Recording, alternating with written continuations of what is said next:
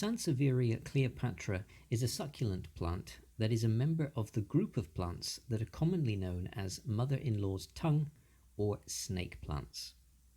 They have been reclassified and now belong in the genus Dracaena, but will probably be known as Sansevieria to most of us for many years to come.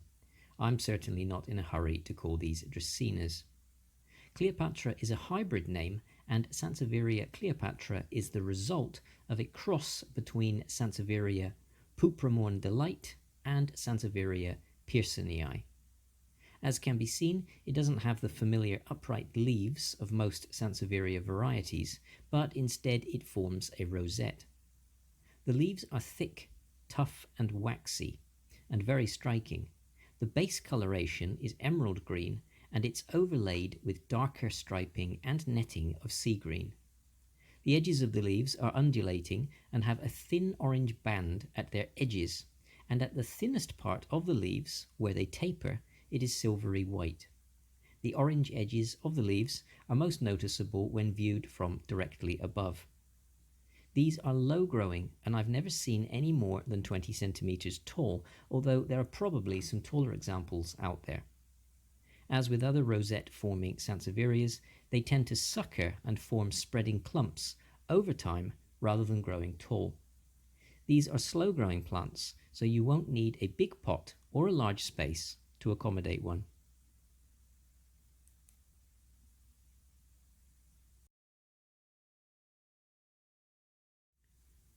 Place in bright light for the best leaf coloration and fastest growth.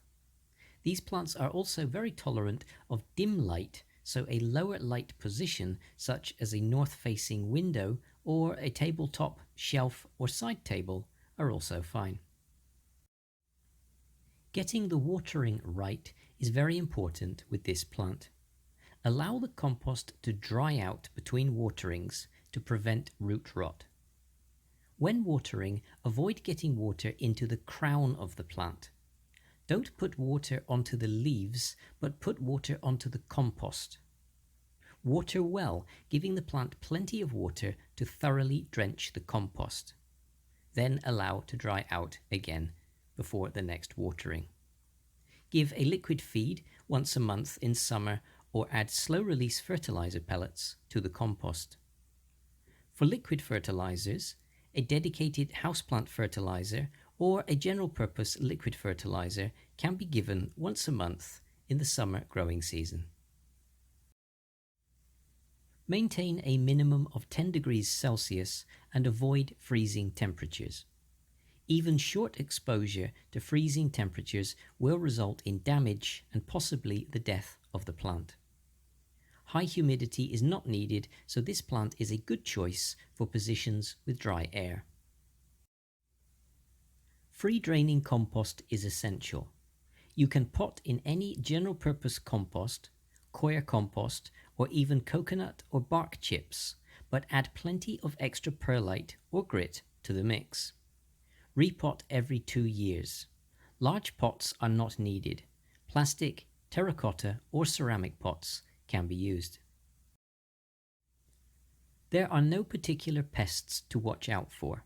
The thick, hard leaves make this plant an unpopular choice for most pests, but do watch out for occasional mealybugs and slugs and snails. What can be a problem is damage. The leaves can be brittle, so take care when handling the plant. Propagation is by rooting leaf cuttings or by division. Propagation by division is the fastest, but is only suitable for suckering plants with more than one growth. For leaf cuttings, leaves can be removed by gently pulling them off from the base of the plant.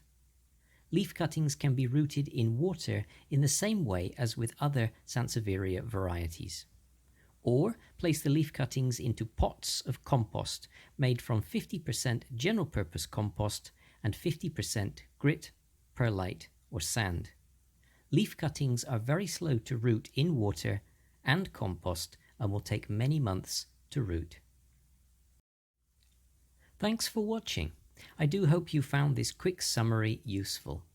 If you enjoyed this video, please like and subscribe.